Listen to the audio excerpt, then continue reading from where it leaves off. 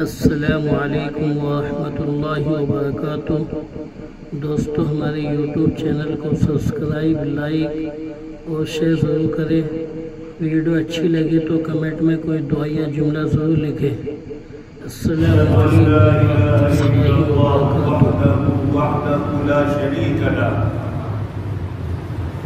ونشهد أن سيدنا وسندنا ومولانا محمدا عبده ورسوله أما بعد فقد قال الله تبارك وتعالى في القرآن المجيد والفرقان الحميد أعوذ بالله من الشيطان الرجيم بسم الله الرحمن الرحيم لقد كان لكم في رسول الله أسوة حسنة صدق الله العظيم اللهم صل على سيدنا محمد وعلى آل سيدنا محمد وبارك وسلم اللهم صل على سيدنا محمد وعلى آل سيدنا وسلم اللهم صل على محمد وعلى آل سيدنا محمد وبارك وسلم جس نے ذروں کو اٹھایا اور صحرا کر دیا، کس نے ذروں کو اور صحرا کر دیا، کس نے قطروں کو ملایا اور دریا کر دیا، خود نہ تھے جو راہ پر اوروں کے ہادی بن گئے، خود نہ تھے جو راہ پر اوروں کے ہادی بن گئے، کیا نظر تھی جس نے مردوں کو مسیحا کر دیا۔ معقل علماء اکرام، ذمہ داران حضرات، دانشوران حضرات اور میرے عزیز ساتھیوں، اللہ تبارک و تعالیٰ نے اس دنیا کے اندر بڑے بڑے لوگوں کو پیدا کیا۔ اس دنیا کے اندر آئنسٹائن جیسا سائنٹسٹ بھی پیدا ہوا کہ جس نے دنیا کے سامنے تھیوری آف ریلیٹیوٹی پیش کی، جس کی وجہ سے انسان کا چاند کے اوپر جانا آسان ہو گیا، اور سائنس کے میدان میں سائنٹسٹ لوگ اس کی اس طرح عزت کرتے ہیں جس طرح ہم اپنے اکابرین کی، اپنے علماء کی عزت کرتے ہیں۔ اس دنیا کے اندر سکندر جیسا فاتح اعظم بھی گزرا کہ جس نے تقریباً آدھی سے زیادہ دنیا کو فتح کیا۔ اس دنیا کے اندر ارسطو جیسا حکیم بھی گزرا جس نے فلسفے کے باب میں نئی نئی چیزیں دنیا کے سامنے پیش کی۔ لیکن جتنے بھی عظیم لوگ پیدا ہوئے، جتنے بھی گریٹسٹ لوگ دنیا میں پیدا ہوئے، جب وہ دنیا سے گئے تو دنیا والوں نے یہی کہا کہ ان کی زندگی نے وفا نہیں کی، اگر یہ اور زندہ رہتے تو دنیا کے سامنے اور اپنے اچیومنٹ، اپنے کارہائے نمایاں پیش کرتے۔ اس کا مطلب یہ ہے کہ اس دنیا کے اندر جو بھی پیدا ہوا، چاہے وہ کتنا بھی بڑا آدمی کیوں نہ ہو، his life is incomplete، اس کی زندگی ادھوری ہے، نامکمل ہے۔ اس دنیا کے سامنے صرف ایک شخصیت ایسی آئی ہے کہ جس نے دنیا سے جانے سے پہلے اعلان فرما دیا کہ اللہ تبارک و تعالیٰ نے مجھے جس مشن کے ساتھ بھیجا تھا، مجھے جو چیز دے کر کے بھیجا تھا، جو اکاؤنٹیبلٹی اور جو ذمہ داری، جو ڈیوٹی مجھے دے کر کے بھیجا تھا، میں نے اس ذمہ داری کو پورا کر دیا۔ تقریباً 1,24,000 صحابہ کرام نے اعلان کیا کہ آپ نے نہ صرف یہ کہ پہنچایا بلکہ پہنچانے کا حق ادا کر دیا۔ اس پر نبی کریم صلی اللہ علیہ وسلم نے آسمان کی جانب نظر اٹھا کر کے فرمایا، اللہم اشہد، اللہم اشہد، کہ اللہ تو گواہ رہنا، اے اللہ تو گواہ رہنا، میں نے اس ذمہ داری کو جو آپ نے مجھے سپرد کی تھی اس کو پہنچا دیا۔ اس کا کیا مطلب ہوا؟ اس کا مطلب یہ ہے کہ پوری انسانیت کی تاریخ میں ایک شخصیت ایسی ہے جس کی زندگی کامل اور مکمل ہے، جس کی زندگی فالویبل ہے، جس کی زندگی آئیڈیل اور رول ماڈل ہے۔ اسی لیے اللہ تبارک و تعالیٰ نے قرآن کریم کے اندر ارشاد فرمایا لقد کان لکم فی رسول اللہ اسوۃ حسنہ، کہ پوری ہیومینٹی، پوری انسانیت کے لیے محمد عربی صلی اللہ علیہ وسلم کی زندگی آئیڈیل ہے، رول ماڈل ہے۔ اس لیے ایک مسلمان کی زندگی کتنی کامیاب ہے، نبی کریم صلی اللہ علیہ وسلم کی زندگی سے اس کی زندگی کو ملانا پڑے گا۔ اگر اس کی زندگی میں 60% نبی کریم صلی اللہ علیہ وسلم کا لائف سٹائل ہے، آپ کی حیات طیبہ کی جھلک ہے، تو وہ مسلمان 60% کامیاب ہے۔ اسی لیے اللہ تبارک و تعالیٰ نے دوسری آیت کے اندر ارشاد فرمایا وَإِنَّكَ لَعَلَىٰ خُلُقٍ عَظِيمٍ، کہ محمد جو stand on the super standard of character, کہ آپ اخلاق کے اعلیٰ ترین معیار کے اوپر فائز ہیں۔ اسی لیے علماء کرام نے لکھا ہے کہ دنیا میں بڑے بڑے انبیاء پیدا ہوئے، صحابہ کرام آئے، اولیاء کرام آئے، ادبا، فصحاء، بلغاء، مؤرخین پیدا ہوئے،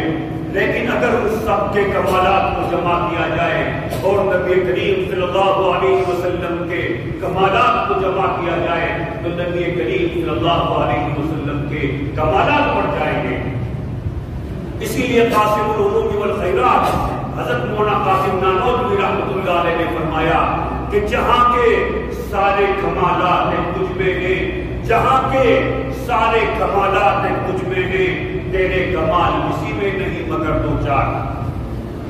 اور میرے محترم بھائیوں، ہم لوگ مسلمان ہیں اللہ کے کرم سے، we are Muslims, we are proud of being Muslim, اور ہمیں مسلمان ہونے پر ناز ہے۔ ہم اس کے اوپر اللہ تبارک و تعالیٰ کا شکریہ ادا کرتے ہیں کہ اس نے ہمیں اپنا ماننے والا بنایا، مسلمان بنایا۔ تو میرے محترم بھائیوں، نبی کریم صلی اللہ علیہ وسلم کی شخصیت ایسی ہے کہ اس کی تعریف صرف اللہ تبارک و تعالیٰ نے نہیں کی، اس کی تعریف صرف نبی کریم صلی اللہ علیہ وسلم کی احادیث میں نہیں آئی، صرف مسلمانوں نے نہیں کی، بلکہ دنیا کے اندر جتنے بھی بڑے بڑے لوگ پیدا ہوئے، چاہے وہ مسلمان تھے چاہے نہیں تھے، اگر انہوں نے حضور کی سیرت کو پڑھا تو وہ یہ بات ماننے پر مجبور ہوئے کہ محمد عربی جیسی شخصیت دنیا میں نہیں آئی۔ مثال کے طور پر ایک عیسائی مؤلف گزرا ہے، مائیکل ہارٹ، بہت بڑا رائٹر تھا، پوری دنیا نے اس کی رائٹنگ کا لوہا مانا۔ اس نے ایک کتاب لکھی تھا 100 A ranking of the most 100 influential persons in the history، یعنی اس نے تاریخ کی 100 عظیم شخصیات کا تذکرہ کیا ہے کتاب میں، کہ دنیا کے اندر میرے اعتبار سے جو سب سے بڑے 100 لوگ پیدا ہوئے، جنہوں نے دنیا کے سامنے سب سے گہرا اثر چھوڑا، ان لوگوں کو میں نے اس کتاب کے اندر جمع کر دیا ہے، وہ 100 ہے۔ پھر کمال کی بات یہ ہے کہ ان 100 لوگوں کے اندر بھی مائیکل ہارٹ نے کیٹیگرائزیشن کیا ہے، کلاسیفیکیشن کیا ہے، درجہ بندی کی ہے، قسم بندی کی ہے۔ یعنی اگر کوئی آدمی مائیکل ہارٹ کے اعتبار سے 4ویں نمبر پر تھا، مائیکل ہارٹ نے اس کو 3رے نمبر پر نہیں رکھا، اور اگر کوئی 2 نمبر کے اوپر تھا اس کو پہلا نمبر نہیں دیا۔ حیرت کی بات یہ ہے کہ مائیکل ہارٹ نے عیسائی ہونے کے باوجود محمد عربی صلی اللہ علیہ وسلم کو فرسٹ رینکنگ دی، پہلا درجہ دیا، اور اس نے اس بات کو لکھا کہ my choice of Muhammad to lead the list of the 100 a ranking of the most 100 influential persons in the history may surprise some readers and may be questioned by others, but he was the only man in the history who was supremely successful on both the religious and secular level۔ اس نے لکھا کہ میں نے محمد عربی کو جو پہلا درجہ دیا، ہو سکتا ہے کوئی عیسائی لوگ میرے اوپر آبجیکشن کرے، آپ تو عیسائی ہیں، آپ کو فرسٹ رینکنگ حضرت عیسیٰ کو دینی چاہیے تھی، اگر محمد عربی کو زیادہ درجہ دینا تھا تو دوسرا دے دیتے۔ لیکن اس نے لکھا کہ میں نے حقیقت سے کام لیا ہے، سچائی سے کام لیا ہے، ریالٹی سے کام لیا ہے، واستوکتا سے کام لیا ہے، اور سچائی اور حقیقت یہ ہے کہ محمد عربی کی شخصیت دین اور دنیا دونوں اعتبار سے جتنی کامیاب ہے اتنی کسی دوسری شخصیت کی نہیں۔ تھامس کیلیل نے جب آپ کی شخصیت کو پڑھا تو اس نے لکھا How one man could single-handedly bear the bearing tribes and were carrying waggons into the most civilized nation into less than a decade. کہ مجھے حیرت ہے کہ ایک آدمی نے جو ہے تنے تنہا سنگل ہینڈلی اکیلے تنے تنہا دنیا کی سب سے زیادہ اجڑ، دنیا کی سب سے زیادہ جاہل قوم کو، دنیا کی سب سے زیادہ تہذیب یافتہ اور تعلیم یافتہ اور طاقتور قوم میں کیسے تبدیل کر دیا. چونکہ حضور کے آنے سے پہلے عربوں کا کیا حال تھا ہم سب لوگ جانتے ہیں کہ عربوں کے حال کے بارے میں ایک عیسائی مالک ڈفر نے لکھا ہے کہ محمد عربی کے دنیا میں آنے سے پہلے Arabia was the most degraded nation in the world. کہ عرب کے لوگ سب سے حقیر لوگ تھے، حتیٰ کہ اس زمانے کی سپر پاور طاقتیں کیسر و کسریٰ ان کے اوپر حکومت کرنے کے لیے تیار نہیں تھی کہ جاہلی لوگ ہیں ان کے اوپر کون حکومت کرے گا، کون ان کی ذمہ داری لے گا، کون اپنا درد سر بول لے گا. لیکن جب حضور صلی اللہ علیہ وسلم نے ان کے اوپر 20-22 سال تک محنت کی تو وہی عیسائی مالک ڈفر لکھنے پر مجبور ہوا کہ جب حضور کی 20-22 سالہ محنت کے بعد the land of Arabia became the nursery of heroes، کہ عرب کی سرزمین ہیرو کی سرزمین بن گئی. حتیٰ کہ خود نبی کریم صلی اللہ علیہ وسلم نے صحابہ کرام کو معیار حق کا تاج پہناتے ہوئے ارشاد فرمایا اصحابی کالنجوم بیئہم اہتدیتم اہتدیتم، کہ میرے صحابہ ستاروں کے مانند ہیں، جس کے بھی پیچھے چلو گے راہیاب ہو جاؤ گے. اسی کو علامہ اقبال نے فرمایا بات کیا تھی نہ قیصر و کسریٰ سے دبے، بات کیا تھی نہ قیصر و کسریٰ سے دبے، چند لوگ کہ اونٹوں کے چرانے والے جن کو کافور پہ ہوتا تھا نمک کا دھوکہ بن گئے دنیا کی تقدیر بنانے والے. غرض میں کیا کہوں وہ صحرا نشی کیا تھے، غرض میں کیا کہوں وہ صحرا نشی کیا تھے، جہاں گیرو جہاں دارو جہاں باغو جہاں آرا، جنے کیا لوگ تھے جو راہ وفا سے گزر گئے، جنے کیا لوگ تھے جو راہ وفا سے گزر گئے، جی چاہتا ہے نقش قدم چومتا جائے. میرے محترم بھائیو یہ سیرت کا موضوع ہے، وقت بہت لیمیٹڈ ہے، مختصر ہے. یہ تو ایسا موضوع ہے کہ اس کے اوپر 1 گھنٹہ نہیں، 1 دن نہیں، 1 مہینہ نہیں، سال ہر سال کی بات کی جائے تو بھی یہ ٹاپک جو ہے مکمل نہیں ہو سکتا. میرے محترم بھائیو جب اللہ تبارک و تعالیٰ نے ہمیں ایسی شخصیت ارشاد فرمائی تو اللہ تبارک و تعالیٰ نے اس کے حوالے ذمے بنیادی طور پر 4 حقوق رکھے ہیں کہ حضور صلی اللہ علیہ وسلم کے پوری امت مسلمہ کے اوپر، ہر مسلمان کے اوپر 4 حقوق ہیں جن کو ادا کرنا ہر مسلمان کے اوپر لازم ہے. اللہ نے قرآن کریم کے اندر ارشاد فرمایا والذین آمنوا بہ وعزروہ ونصروہ واتبعوا النور الذی انزل معہ واولئک هم المفلحون. اس آیت کے اندر اللہ تبارک و تعالیٰ نے حضور کے 4 حق بیان فرمائے. سب سے پہلا حق تو یہ ہے کہ ہم نبی کریم صلی اللہ علیہ وسلم کو اللہ کا پیغمبر اور رسول مانے اور اسی کے ساتھ ساتھ اس بات کا یقین رکھے ہماری دنیا کی اور آخرت کی کامیابی نبی کریم صلی اللہ علیہ وسلم کو فالو کرنے میں آپ کی اتباع میں ہے، اور ہماری دنیا اور جہاں کی بربادی ناکامی نبی کریم صلی اللہ علیہ وسلم کے طریقے کو چھوڑنے میں. نقش قدم نبی کے ہیں جنت کے راستے، نقش قدم نبی کے ہیں جنت کے راستے، اللہ سے ملاتے ہیں سنت کے راستے. تو یہ پہلا حق ہے کہ ہمیں نبی کریم صلی اللہ علیہ وسلم کو اللہ کا پیغمبر ماننا اور ان کی لائی ہوئی شریعت میں دنیا اور آخرت کی کامیابی سمجھنا، یہ حضور کا پہلا حق ہے. اور اسی کے ساتھ ساتھ ہمیں نبی کریم صلی اللہ علیہ وسلم سے سب سے زیادہ محبت ہونی چاہیے، آپ کی سنتوں سے سب سے زیادہ محبت ہونی چاہیے. صحابہ کرام کو نبی کریم صلی اللہ علیہ وسلم سے کتنی محبت تھی اس کا ہم اور آپ اندازہ بھی نہیں لگا سکتے. چنانچہ ایک صحابی میں زید ابن عبد الربی کا واقعہ ہے، بہت بڑے صحابی ہیں جن کو خواب میں اذان کے کلمات سکھائے گئے کہ وہ بات کی سچائی کر رہے تھے۔ ان کے لڑکی نے آ کر کے بتایا کہ نبی کریم صلی اللہ علیہ وسلم پردہ فرما ہے، اس خبر کی داد نہیں لا سکے، اور اسی وقت دعا جو ہے ہاتھ اٹھا کر کے دعا مانگی کہ اللہ میری آنکھیں تو اس لیے تھی کہ آپ کے نبی کے چہرے کا دیدار کیا کرتی تھی، اب جب آپ کے نبی دنیا میں نہیں رہے میں ان آنکھوں کی بینائی کا کیا کروں گا، ان کو واپس لے لے۔ چنانچہ اسی وقت نابینا ہو گئے۔ شاید اسی کے لیے شاعر نے کہا یاد ماضی عذاب ہے یا رب، یاد ماضی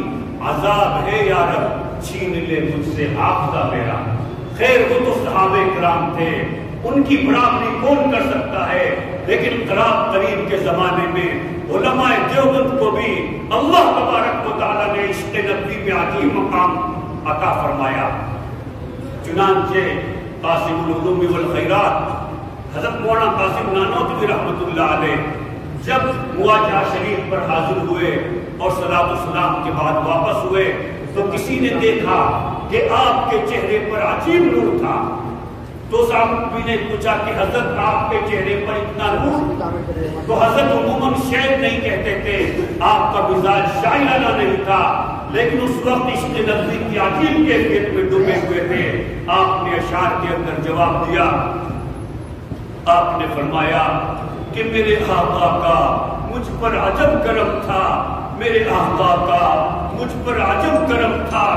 دامن بھر دیا پھیلانے سے پہلے، یہ کرم در کرم کا عجب سلسلہ ہے، یہ کرم در کرم کا عجب سلسلہ ہے، نشہ رنگ لایا ملانے سے پہلے۔ پھر ایک طرف کھڑے ہو کر کے یہ دعائیں اشعار پڑھے، سلامت رہے تیرے روزے کا منظر، سلامت رہے تیرے روزے کا منظر، چمکتی رہے تیرے روزے کی جالی، سلامت رہے تیرے روزے کا منظر، چمکتی رہے تیرے روزے کی جالی، ہمیں بھی آتا ہو وہ شوق گزر، ہمیں بھی آتا ہو وہ شوق گزر، ہمیں بھی آتا ہو وہ جذبہ بلالی۔ تو یہ نبی کریم صلی اللہ علیہ وسلم کا پہلا حق ہے، اور دوسرا حق یہ ہے کہ ہمارے دل کے اندر نبی کریم صلی اللہ علیہ وسلم کی عظمت، آپ کی لائی ہوئی شریعت کی عظمت، قرآن کریم کی عظمت ہر چیز سے بڑھ کر ہونی چاہیے۔ یہ نبی کریم صلی اللہ علیہ وسلم کا دوسرا حق ہے۔ اور تیسرا حق یہ ہے کہ ہر چیز کے اندر، ہر بات کے اندر ہمیں یہ دیکھنا چاہیے کہ اس بات کے اندر اللہ کا حکم کیا ہے اور نبی کریم صلی اللہ علیہ وسلم کی سنت کیا ہے۔ اپنی مرضی سے کوئی کام نہیں کرنا چاہیے۔ مسلمان وہ ہے ہی نہیں جو اپنی مرضی چلائے۔ مسلمان کا مطلب ہی ہوتا ہے اللہ کی بات کو ماننے والا۔ ایک بہت بڑے پریچر ہیں، داعی ہیں، وہ مسلمان ہوئے، انگریز ہیں، عیسائی ہیں، تو وہ مسلمان ہوئے تو اسلام کی تبلیغ کرنے لگے۔ تو ان سے ایک عیسائی لیڈی نے پوچھا کہ میں مسلمان ہونا چاہتی ہوں، تو انہوں نے کہا کہ بہت اچھی بات ہے، آپ جو ہے کلمہ پڑھ لیجئے۔ تو اس نے کہا کہ لیکن میں حجاب نہیں کر سکتی، میں پردہ نہیں کر سکتی، پردہ نہیں کر سکتی، یہ بہت مشکل ہے میرے لیے۔ بس میں اسلام کو سمجھتی ہوں، اسلام مسلمان ہونا چاہتی ہوں، لیکن یہ کام میرے لیے مشکل ہے۔ تو انہوں نے کہا کہ ٹھیک ہے، تم مسلمان ہو جاؤ کلمہ پڑھ کر کے، اس کے بارے میں بعد میں سوچ لینا۔ تو اس نے ایک بات کہی، عجیب بات، کہ کیا اگر میں اللہ کی کوئی بات نہ مانوں، اللہ کا کوئی فرمان نہ مانوں، کیا پھر بھی میں مسلمان رہ سکتی ہوں؟ تو فرماتے ہیں کہ اس بات پر میں خاموش رہ گیا، میرے پاس کوئی جواب نہیں تھا۔ تو ہمیں سوچنا چاہیے کہ ہم کس طرح کے مسلمان ہیں۔ رات دن نبی کریم صلی اللہ علیہ وسلم کی سنتوں کو چھوڑ کر فجر کی نماز ہم نہیں پڑھتے۔ ہمارے گھروں میں ویسٹرن کلچر آ گیا ہے، بلا وجہ ہم راتوں کو 12 بجے تک، 1 بجے تک ہمارے ینگسٹرز یگسٹرز کو تو چھوڑ دیجیے، ہمارے بڑے بھی 12 بجے 1 بجے تک وداؤٹ اینی ویلڈ ریزن بلا وجہ جاگتے ہیں، اور پھر صبح فجر کی نماز چھوڑ کر کے پورے گھر والے سوئے رہتے ہیں، پھر دعا کے لیے کہتے ہیں کہ حضرت دعا فرما دیجئے۔ دعا کیا اثر کرے گی ایسے لوگوں کے اوپر جو فجر کی نماز بھی نہیں پڑھتے؟ پھر برکتیں کہاں سے آئیں گی؟ پھر مسائل حل کیسے ہوں گے؟ میرے محترم بھائیوں، نبی کریم صلی اللہ علیہ وسلم نے تو ارشاد فرمایا، اللہم بارک لی امتی فی بکورہا، اے میرے اللہ تبارک و تعالی، اے میرے اللہ میری امت کے صبح کے وقت میں برکت عطا فرما۔ اسی مسجد تعمیر کے لیے تو برکت تو صبح کے وقت میں ہے، اور مسلمانوں کی اکثریت فجر کی نماز پڑھ کر کے سوتی رہتی ہے۔ تو میرے محترم بھائیوں، تیسری بات یہ ہے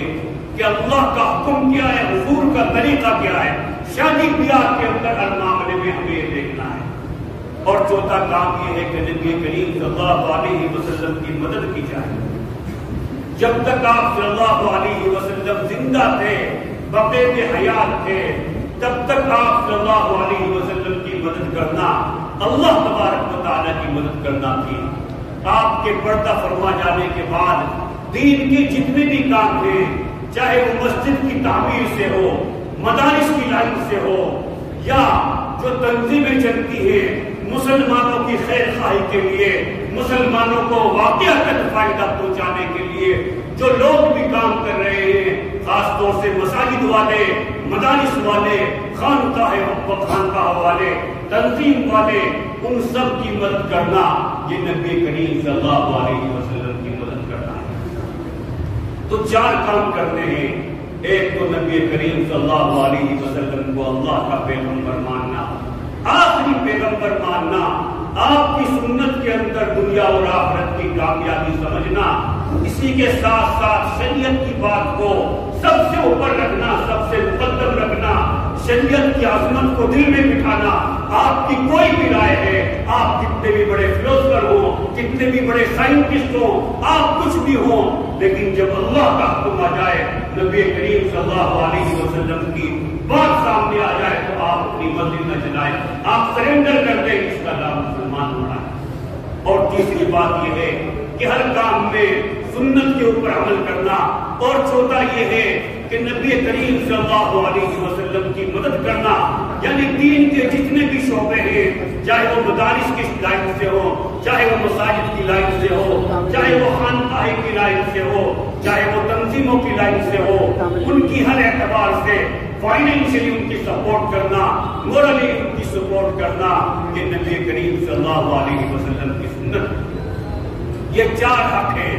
جب آپ یہ 4 کام کریں گے تو اللہ تبارک و تعالیٰ فرماتے ہیں، اولئک ھم المفلحون، کہ ایسے لوگوں کو میں دنیا میں بھی کامیاب کر دوں گا، اور آخرت کی کامیابی بھی ان کے حصے میں آئے گی۔ اور اس کی وجہ یہ ہے کہ جب ہم یہ 4 کام کریں گے تو ہمارا تعلق اللہ تبارک و تعالیٰ کے ساتھ مضبوط ہو جائے گا، ہماری زندگی میں شریعت داخل ہو جائے گی، ہمارے گھروں میں شریعت داخل ہو جائے گی، اور جس گھروں میں،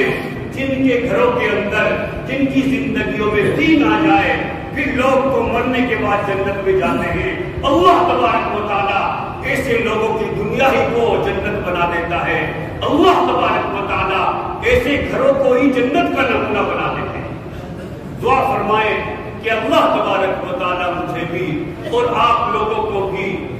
گناہوں سے سچی پکی توبہ کرنے کی توفیق عطا فرمائے۔ ہمارے دلوں میں جو بھی گناہ ہے ہم جانتے ہیں، کوئی نماز نہ پڑھنے کا گنہگار ہے، کوئی زکات نہ دینے کا گنہگار ہے، کوئی پیسے ہونے کے باوجود حج نہ کرنے کا گنہگار، کوئی والدین کا نافرمان ہے، کوئی بیوی بچوں کے اوپر ہے، اپنے گھر کو جو ہے جہنم بنا کر کے رکھتا ہے۔ جو گناہ جس کے اندر بھی ہے، ہمیں آج اس سے سچی پکی توبہ کرنی ہے، اور آج کے بعد انشاءاللہ ایک سچے پکے مسلمان کی زندگی گزارنی ہے۔ گزاریں گے، جھون بول گزاریں گے، جو ہے آج کا دعا فرمائیں کہ اللہ تبارک و تعالیٰ مجھے بھی اور آپ لوگوں کو بھی گناہوں سے سچی پکی توبہ کرنے کی توفیق عطا فرمائے۔ نبی کریم صلی اللہ علیہ وسلم کی سنتوں پر 100% عمل کرنے کی توفیق عطا فرمائے تاکہ اس کے بدلے اللہ ہماری دنیا بھی بنا دے اور آخرت کی کامیابی بھی ہمارے نصیب پہ لکھ دے۔ اب میں علامہ اقبال کے اس شعر پر اپنی بات کو مکمل کرتا ہوں اور حضرت مولانا حافظ سلیم صاحب کا بھی شکریہ ادا کرتا ہوں کہ جنہوں نے مجھے یہاں مدعو کیا اور آپ لوگوں کے سامنے دین کی کچھ بات رکھنے کی اور فکر آخرت کا موقع میسر فرمایا۔ اللہ تبارک و تعالیٰ ان کی زندگی میں بھی، ان کے گھر بار میں بھی، ان کے اہل و عیال کے اندر بھی، ان کے رشتہ داروں کے اندر بھی، اس مسجد کے ذمہ داروں پر بھی اللہ تبارک و تعالیٰ اپنی نظر رحمت ڈال دے۔ وما ذالک علی اللہ بعزیز، یا اللہ کے لیے کچھ بھی مشکل نہیں۔ اب میں علامہ اقبال کے شعر پر اپنی بات کو مکمل کرتا ہوں۔ سے وفا تو نے تو ہم تیرے ہیں، کی محمد سے وفا تو نے تو ہم تیرے ہیں، یہ جہاں چیز ہے کیا لوح و قلم تیرے ہیں۔ وآخر دعوانا ان الحمد للہ رب العالمین۔